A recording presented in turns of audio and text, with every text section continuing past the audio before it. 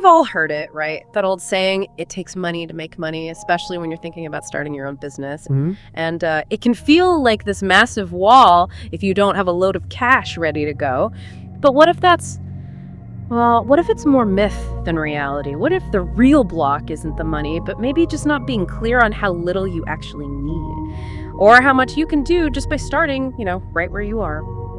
Today, we're doing a deep dive into a whole bunch of sources that really push back against that idea. We're looking at how to launch and even grow a successful business with surprisingly little, or maybe even zero, upfront cash. Yeah, and look, while there's definitely some truth to needing funds eventually, especially when you scale up, what our sources consistently point to is that needing big capital right at the start. It's just not the standard rule, not anymore.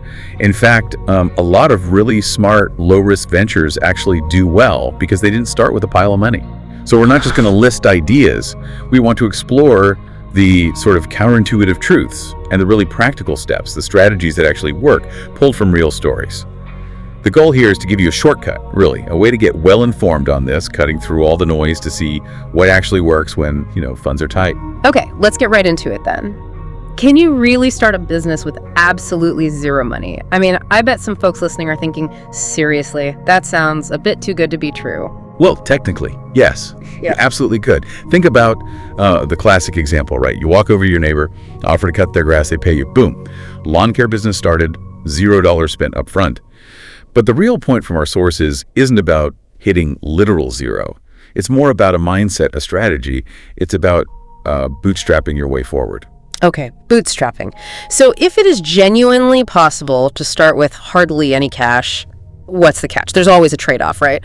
What are the maybe less obvious pros and cons here? Right. Well, the upsides are actually pretty powerful. Starting with no money means essentially you owe nothing to anyone. No banks, no investors, not even, Uncle Bob who lent you startup cash. So you have complete control. Your decisions, your direction, it's all you. And maybe the biggest things, very little financial risk. If things don't work out, what you've mostly lost is your time, your effort, not your life savings. That just massively lowers the barrier to entry. It lets you chase that dream, whatever your bank balance looks like. That does sound incredibly liberating. Minimal financial risk. But I wonder, is there a danger of maybe undervaluing your own time when there's no money on the line? Or could it create a kind of scarcity thinking that holds you back later? What are the downsides we should be aware of? That's a really good point. Growth can definitely be slower. I mean, having some cash up front can really speed things up, like building inventory or launching a big marketing push right away. Without it, you're relying more on organic growth, word of mouth, slow and steady. You'll also probably be flying solo, at least for a while, until you're making enough to maybe hire someone. And it's super important to clarify, no money starting out doesn't mean zero costs ever. You might start free, but pretty soon you'll likely hit some small expenses, things like, needing a decent computer, internet, electricity, maybe website hosting, or even some basic licenses or permits down the line, probably within the first year. They're usually small, but they do pop up. And beyond those direct costs, there's that cost of your time thing we need to think about, right? The opportunity cost. What else could you be doing with those hours? Exactly. Yeah, it won't show up on a spreadsheet, but our sources suggest it's maybe the biggest early investment. One founder joked about their first year being basically trading a salary for sleep deprivation and instant meals. It really forces you to be smart about where you spend that time because it's limited and it's valuable. Even the leanest bootstrapped businesses, they should probably budget at least a few $100 a year just for those basic running costs while they're pouring in all that personal effort. It forces a certain kind of resourcefulness. Okay. That really changes the perspective on the whole no money thing. Makes it feel less like an impossible wall and more like a strategic choice almost. So with that clear idea of what lean actually involves, what kinds of businesses, what specific models did our sources keep pointing to as the best bets for starting super lean? Right. The absolute key, like you said, is using what you've already got, your skills, your time, and all the digital tools out there now. Our sources highlighted a few main categories that work really well with minimal cash. First up, service-based and expertise-driven businesses. Honestly, all you need here is a skill people will pay for, a computer and internet. That's pretty much it. This covers things like freelancing and consulting. And what was interesting in the sources wasn't just the types of services, but how niche some successful ones were, like micro-consulting on one specific software feature or VA services just for, say, dentists. It's about depth, not just being broad. You sell your expertise and your income grows as you get more experience and build up proof of your work. Yeah, and building on that idea of expertise, teaching, instructing, tutoring, coaching, also super lean. Just think about what people already ask you about. Friends, colleagues, maybe you're the go-to person for something without even realizing it. Could be academic stuff like math or writing help, practical skills like driving, art, crafts, or even personal development coaching. And with free tools like Zoom or Google Meet, you can run sessions online from anywhere. Virtually zero overhead. Exactly.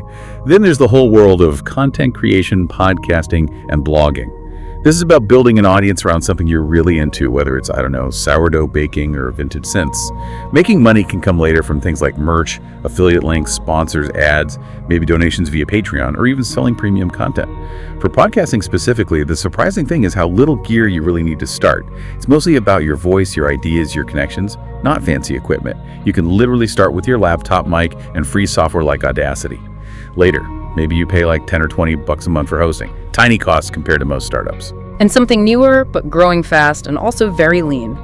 Online community management. Basically managing online groups for brands or causes. On social media, forums, Discord, Reddit, wherever. It's about keeping people engaged, moderating talks, creating content. Again, mostly needing your time and communication skills. Okay, shifting gears a bit to product-based businesses, but specifically ones where you don't hold inventory. Drop shipping came up a lot as one of the easiest ways to start with almost no cash. You only pay the supplier when a customer actually buys something, and the supplier ships it directly, so you don't need a warehouse full of stuff. You can even spot trending products just by scrolling TikTok, looking for those Amazon finds or hashtag TikTok made you buy at hashtags. That does sound like it neatly avoids the whole inventory nightmare. But when something sounds that easy, I'm guessing our sources found some hidden snags or common mistakes people make with dropshipping. What should you watch out for?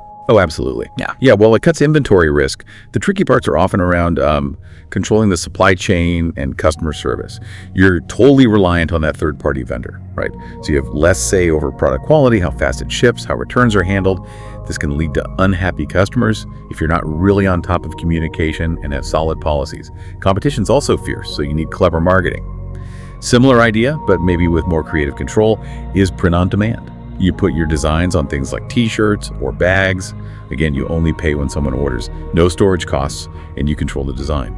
And for creative types, digital products are huge. Things like ebooks, online courses, printable worksheets, maybe photo presets. These are amazing because you make them once and you can sell them over and over. The cost per sale is almost nothing once it's created. Highly scalable. Definitely. And finally, don't forget turning a hobby into cash by selling handcrafted goods online. Start small, maybe use crowdfunding for first batch, or get creative with upcycled materials to keep costs down. And what often gets missed here is the story. Think about PF Candle Co. They literally started making candles in an apartment. Their early marketing wasn't slick. It was about that real scrappy start. People connect with that. Or like the Sage Vintage, making jewelry from old charms using unique existing stuff as the core. Yeah, what's really clear across all these is they slash upfront costs by using what you've got, skills, time, and all that free or cheap digital stuff. But okay, beyond what kind of business? Our sources really seem to stress the how, the mindset and the actions needed to make these work without big money. So how do we actually go from knowing it's possible to making it happen with minimal funds? Let's get into those practical strategies. Right. The very first thing, maybe the most important, like you hinted, is really embracing that bootstrapping mindset. It's not just about being cheap, it's about being super resourceful, self-reliant, really agile. It means funding the business from its own early sales, immediately reinvesting any profit, and just watching every single penny. That sell then buy idea is critical. You get money from customers first, then use that to fund the next step. Customer cash fuels your growth, not loans. Right, so the focus shifts. It's less about getting everything perfect up front and more about getting quick proof that the idea works. Like, you don't just jump in feet first, you validate the idea and start small.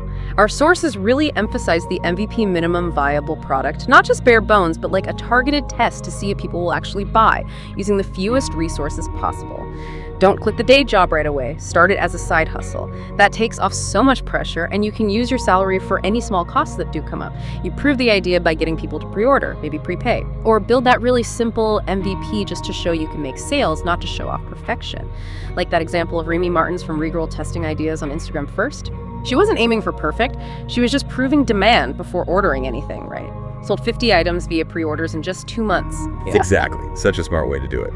Another huge strategy is to leverage existing platforms and free tools. It's tempting to want to build your own fancy website, your own system, but the lean successes often piggyback on established platforms. Selling products. Think Etsy, Amazon Handmade, maybe eBay. Offering services.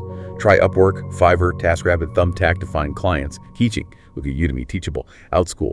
These places give you built-in trust, handle payments, and crucially, they already have users. That cuts down your initial marketing and tech headaches massively. And don't sleep on all the free tools. Google Workspace, Canva for designs, Audacity for audio, all the social media platforms for marketing, even free online courses to boost your own skills. That's an investment in yourself, right? That is a massive advantage, yeah, using what's already built. And speaking of marketing, when money is tight, you absolutely have to master organic marketing. This means focusing on the free stuff, really engaging on social media, Facebook, Instagram, LinkedIn, TikTok, wherever your audience is. It means optimizing your website, even a simple one, for search engines using free keyword tools. Creating genuinely useful content like blog posts or videos. It's all about pulling customers in without opening your wallet for ads. And what's really interesting here is how the Pareto principle, the 80-20 rule, applies so well to lean marketing. You figure out that 20% of marketing stuff that brings in 80% of your results. You just hammer away at that. It means you don't need a giant budget, just smart focus. And don't underestimate doing it yourself. DIY marketing materials. Learn some basic writing, basic design, shoot videos on your phone, write your own press releases maybe, encourage customers to share their experiences, all super effective and free. Oh, and collaborating with other small businesses, bartering services, cross-promoting. Great ways to reach more people without spending cash, just using your network. Okay, and then finally, as things start to move, you need to build your foundation. Even a simple business plan helps. It's like a roadmap, keeps you focused, helps you see what you'll need next. Networking is key too, right? Building partnerships, talking to other entrepreneurs online or offline, joining forums like relevant Reddit groups, finding mentors. Those connections can be worth more than cash sometimes. And the practical stuff. Pick a good business name, grab the matching domain name and social media handles. Create a basic brand identity of what you stand for, your mission, your look, your voice. It makes you look legit even on a tiny budget. Okay, so we've covered starting lean, the practical how-tos, but what happens next? What's the evolution? Our sources must have dug into that crucial moment. When does a successful bootstrap business kind of outgrow being no money and actually need some capital? This is where it gets really interesting, I think. That's exactly right. Staying lean at the start is vital, but yeah, as you grow, you might hit a point where outside funding is needed. Maybe to seriously speed up expansion or to handle the cash flow challenges that come with getting bigger, or to invest in things like large-scale manufacturing or really breaking into a new market. It's a totally natural step for many successful businesses. It's not a sign that bootstrapping failed. Actually, it often means it succeeded enough to need more fuel. Right, makes sense. So once you've proved the model works and you hit that growth stage, what are some of those funding options people look at? Well, the first place to look, and often the best, is just reinvesting your own profits back into the business. Like Hojicha Co's did, using their own success to fund more success. Simple, effective. Personal savings can work too, but you need a clear plan for it. Then for external options, you could approach friends and family. But crucially, you have to keep it professional. Written agreements, clear terms, otherwise you risk damaging relationships, big time. Crowdfunding platforms can work really well, especially if your product solves a clear problem. Though the sources show you usually need a good story, maybe a prototype, and definitely a marketing push to get noticed on those platforms. Beyond that, you've got small business loans, grants, federal, state, private ones, sometimes aimed at specific groups, worth researching those. And then for the really high growth potential startups, you might look at angel investors or venture capitalists. But that usually means giving up some ownership, some equity in exchange for that big cash injection, and often mentorship too. But at the end of the day, starting without that outside investment, without loans right at the beginning, it can be the ultimate test of whether you've got a genuinely good business idea. It really forces you to build something profitable and sustainable under tight constraints. And often, that makes the business much stronger, more resilient in the long run, because it's built on real customer demand, not just investor hopes. So bringing this all home, it really is possible, isn't it? Starting a business with very little, maybe even no money up front.